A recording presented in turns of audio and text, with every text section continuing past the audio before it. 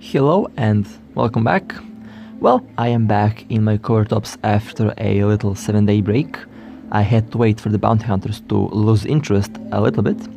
At the moment, I have 115 kills on this ship. Well, that is a nice number, but I am after a lot more. Now, I did have to change my fit quite a bit this time around, and well, you are going to see a major change from this moment on. On the high slots, I have pulse lasers instead of the beam lasers. The pulse lasers have shorter range, but they have higher DPS and higher rate of fire, and of course they have lower energy usage. That means my capacitor will live longer. In the medium slots, I have the good old Predator Disruptor and Predator Web with the Republic Fleet Scrambler. For the drones, I use Mark 7 Hammerheads. These drones have been doing a very good job. In the low slots, I have a medium MVD, a medium afterburner, one drone damage amplifier, and of course the Covert ops cloaking device. Now this is a dual propulsion fit. That means I do have both the afterburner and MVD. I have the afterburner in case I encounter a opponent that has a scrambler, and it is good to orbit with a afterburner. For the rigs, in the weapon rigs, I still have the firepower augmenters. I plan to replace one of these with the drone rate of fire rig. That will happen very soon. And in the engineering rig section, you are going to see a big change. I have level 3 auxiliary thrusters and a targeting rig to increase the targeting speed. And these two rigs that are for the ship's speed are also quite expensive, but they were indeed worth to get. Well, to quickly demonstrate the ship's speed and the DPS, let's quickly go to this planet. And 505 DPS. With the MVD I have 2.5k velocity, which is very nice. This ship got a lot faster, and I'm quite happy with this current speed. Now this is the speed with the MVD on, and of course that means I'll have to show you the speed with the afterburner. The MVD I use mostly to quickly approach the targets, and in defense, in case I get scrambled, I have the afterburner. You can't have the afterburner and MVD on at the same time. I guess in the future, when other skills arrive, we are going to be able to run two afterburners at the same time, but at the moment these skills don't exist, and well, we just have to wait for them to be available. With the afterburner, the ship should go around 1.2 kilometers per second, and yep, 1.2 kilometers per second is its velocity with the afterburner. It's perfect to orbit at close range, and it's perfect in case my MVD gets turned off by a scrambler, and well, I'm definitely very satisfied with the current on paper performance, but that means it is time to test out this fit in real combat. Well then, with that being said, let the hunt begin. Okay, warping at this small anomaly. Let's see who's waiting for me at the other end.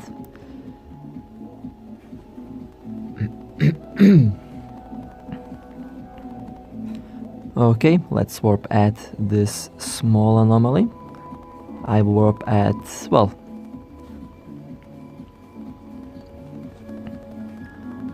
alright, warping at the first anomaly. Let's see what will happen. Oh, my favorite ship to shoot, a prototype. Okay, well, these ships are always fun to fight because you never know what can happen. Okay, I did approach the target. I have the disruptor on it. Drones are out. Okay, good. Amplifier is engaged. Afterburner is also engaged. I am almost within scrambler range. That means I have to get a little bit closer. The medium decomposers have no chance at hitting my ship at this range, and of course at this speed that I orbit. The medium decomposers have very poor tracking, and these ships are usually dead if you orbit them at close range with high speed. And the signature radius on this ship is 76 meters, which is not that big. And okay, that prototype did lock me on, but I think it is already too late for that. Okay, it opened fire, but no damage, because the decomposers can't track me. Okay, and that's the first kill. Okay, good. Let's quickly engage that pod. Well, the pod warped out. Okay, that's fine. Let's quickly get the wreck, and after that I'll be warping out. Okay, good. Now let's warp out quickly. Well, so far the dual propulsion seems to be working quite well. So far this might be my favorite fit for this ship at the moment. We will see. So far I like how it works. Okay, let's go to the next anomaly. That is a medium anomaly. The web and scrambler are primarily defense against frigates, and of course the afterburner can be classified as defense against frigates, because most frigates come with a scrambler, and well, I don't want to lose speed, and that's why I have the afterburner in case my MVD gets turned off. Okay, I see a cruiser. Let's see what this cruiser is. A caracal. Okay, nice. Let's quickly approach the target. Well, I am already close, well within the range of the disruptor, now within the range of the webbifer, and soon in the range of the scrambler. Well, I got not scrambled, but I think this is a warp disruptor. Yeah, it is a disruptor. Okay, my MVD will still work, but I have the afterburner engaged because I am orbiting at close range from that caracal, and this caracal is down. Good. Okay, let's quickly get the wreck, let's quickly get the pod, and after that I'll have to be very quick to escape from that disruptor, because you never know who can warp in. The bounty hunters were kind of, well, they were not chasing me for at least a couple days now, so I'm not quite worried about them warping in, because none of them is at the moment chasing me, which is good.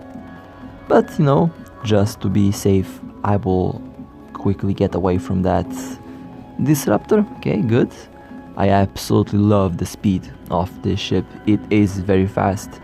It will be faster though. I aim for at least 3.2 kilometers per second for this ship, and well, you know me, I like to make the impossible possible, and I'll definitely work to get this ship as fast as possible. Okay, let's quickly engage this caracal. Another caracal. Okay, well, this is interesting. People did decide to fly caracals for some reason. Alright, fair enough. Well, the MVD allowed me to quickly approach this ship. Time to unleash all weapons that I have. I will orbit with the afterburner, of course. This caracal has a warp core stabilizer. That means I have to have the scrambler on it if I want to shoot it down. And well, that was a nice kill. Let's quickly get the pod if possible, and let's get the wreck. I did change the systems where I usually hunt. I actually did change a lot because of the bounty hunters, and so far I have to say I like the new systems. They seem to have nice targets. Okay, that was nice loot, and let's quickly get out of this anomaly. So far things are going pretty smoothly. This fit is, I think personally, my favorite solo PvP fit for this ship. Okay, let's see what's on the other end of this anomaly. As you can see, this is my old fit without the afterburner and with dual drone damage amplifiers. And another caracal. Well, interesting. Okay, well, let's quickly approach that caracal. I am well within the disruptor range. Well, at the edge of the disruptor range, but I'll get closer to this ship. Okay, time to turn on the dual drone damage amplifiers to quickly destroy this ship. Okay, web is engaged, and well, this caracal is going down very quickly. Very nice. Okay, let's prepare to get the pods. Let's prepare to get the rack. Okay, let's quickly lock on that pod. Let's quickly loot. Although I am safe in this system, the rest of the 5 ships that are in this system are all miners, and well, I don't shoot miners anymore unless they have a bounty or unless they are red. Okay, let's warp out. That was a nice kill. As you can see, in this case my capacitor is rather low, but I think this was a long warp. Okay, let's cloak, and well, another very nice kill. Alright, well, let's warp at this medium anomaly now. I will warp at 7 kilometers, 6 or 7 kilometers. Both distances are actually fine. Okay. Let's see what's waiting for me. I see drones, and it is a Algos. Well, if I were to be honest, I expected a Vexor, but an Algos is okay. Alright, let's quickly open fire. This is a dangerous system that I am in at the moment. Okay, Scrambler is on, Web Disruptor on, Afterburner on. Okay, good. And that Algos is destroyed. Let's quickly catch that pod. Let's quickly get that rack. The dual propulsion fit is so far doing a good job. Everything is working as I have planned it to work. That is fantastic. Okay, let's get the rack. After that I will warp out. Oh, that was a nice shield booster there. Okay, definitely something that I can use. Alright, warping out before reinforcements arrive, because again, this system is kind of dangerous. You never know what can warp in. Okay, next anomaly. Let's see what's going to be on the other end. A red Algos. Let's orbit. Let's quickly engage. 19 in local. That's not good. Might be a bait. You never know. I did encounter a lot of baits in the last recording session, and I have a disruptor on me. That means I have to be... Yep, I think I will just get the pod and I will quickly get out of this anomaly, because I have a feeling that there is at least a couple of ships heading this way, so I have to be very careful. I am being cautious here because I don't know who can warp in, especially because the local suddenly spiked, and I just don't want to risk too much, although I am already risking a lot by trying to shoot down this pod. Okay, let's... Come on, drones, just one more hit. There we go. Okay, nice. Time to take range, and let's quickly warp out. Oh, come on. A disruptor on me. Well, MVD will do the job to save me from that disruptor. As you can see, these NPCs here can be dangerous, so always be careful around them, especially if you are hunting. Okay, now I can warp out because I did take some range between myself and that destroyer. Warp drive active. And well, warping out to safety. Well, that was kind of risky. Okay, warping in at the next anomaly. Warp drive active. Let's see what's going to wait me on the other end. 20 in local still, which is interesting. Well, 19 this time around. Okay, landing, and well, that is a cormorant, and well, this cormorant is already running low on shield and armor. That means this cormorant will be destroyed in 1 or 2 hits.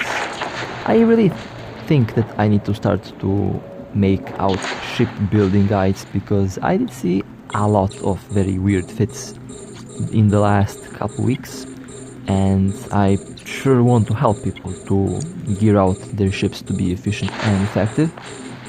I did see a lot of caracals with armor repairers, and I did see a lot of, for example, Galanta ships with shield boosters.